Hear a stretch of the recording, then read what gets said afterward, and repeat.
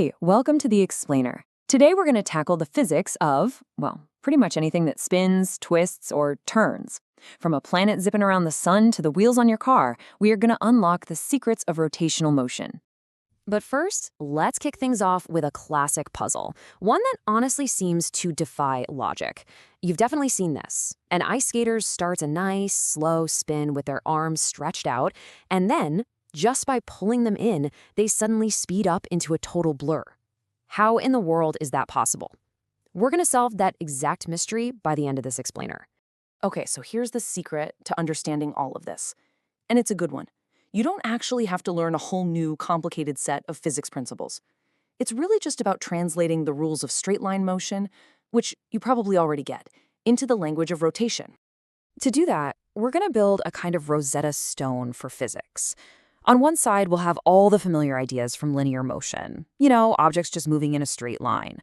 And on the other, we'll line up the new language for rotational motion. And check this out. This table basically shows how perfectly everything maps over. Linear displacement just becomes angular displacement, velocity becomes angular velocity, but the really big ones for us, the ones you want to pay attention to, are right at the bottom. The rotational version of force is something called torque, and the counterpart to mass, an object's resistance to being pushed, is called moment of inertia. These two ideas right here, they're the keys to unlocking everything. All right, let's dive into torque first. You know from basic physics that things don't just start moving on their own, right? To get something going in a straight line, you have to apply a force. Well, the same thing is true for spinning. To get something to start spinning, or to change how it's spinning, you need to give it a twist. So here's the bottom line. Force causes linear acceleration. It makes things speed up or slow down in a line. Torque is the rotational equivalent. It's a twist that causes angular acceleration, making things spin faster or slower. Pushing a box across the floor, that's a force. Using a wrench to turn a stubborn bolt or pushing a heavy door open, now that's torque. Okay, now for the rotational version of mass. And this one it's a little bit trickier than just how heavy something is. But I promise, once you get it, it is so powerful for understanding the world around you. Think about it. For straight line motion, what resists being moved? It's simple, right? Mass, inertia. A heavy bowling ball is way harder to get going than a tennis ball. So, what's the equivalent property that makes an object hard to spin? And the answer is this thing called the moment of inertia. But here's the really crucial part. It's not just about how much an object weighs. It's all about where that weight, that mass, is located compared to the point it's spinning around. And this is just a brilliant way to picture it. Think about trying to spin a long stick. Is it easier to spin it from the middle or from one of the ends? It's way harder from the end, right? And why is that? Because when you spin it from the end, all that mass is spread out, farther from the point you're turning. That gives it a huge moment of inertia, makes it super resistant to spinning. And folks, that right there, that's the secret behind our ice skater. Okay, let's bring it all home. We're going to look at the big payoff, the physical law that ties torque and moment of inertia together, and finally explains our spinning skater. It's called the conservation of angular momentum. Now, this sounds super technical, but it's one of the fundamental rules of the universe. All it's really saying is that a spinning object is going to keep spinning with the exact same amount of spinness unless some outside twist or torque messes with it.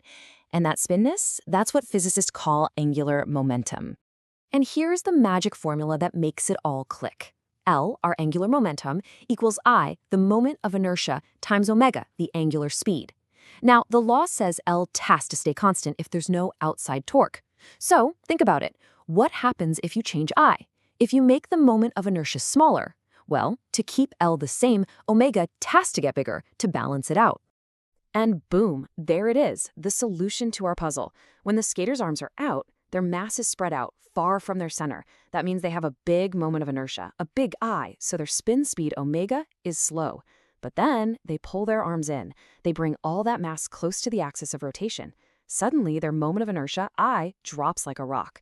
And because that total angular momentum, L, has to stay the same, what happens? Their spin speed, omega, has to shoot through the roof to make up for it. It's not magic at all. It's just beautiful physics. And this amazing principle isn't just for figure skaters. I'm telling you, once you understand this, you are going to see it working absolutely everywhere. From the way planets orbit the sun to the way a car takes a turn, the principles of torque, moment of inertia, and angular momentum are fundamental to explaining the motion we see all around us. Even an Olympic diver, they tuck into a ball to slash their moment of inertia, which lets them spin way faster and get in more somersaults. So here's the big takeaway. The world of spinning, twisting, and turning, it might seem really complex, but it's not some weird separate kind of physics. It's just a mirror image, a direct translation of the simple, straight line world we already get. You have the key now. So the real question is, what spinning thing in your life is going to suddenly make a whole lot more sense?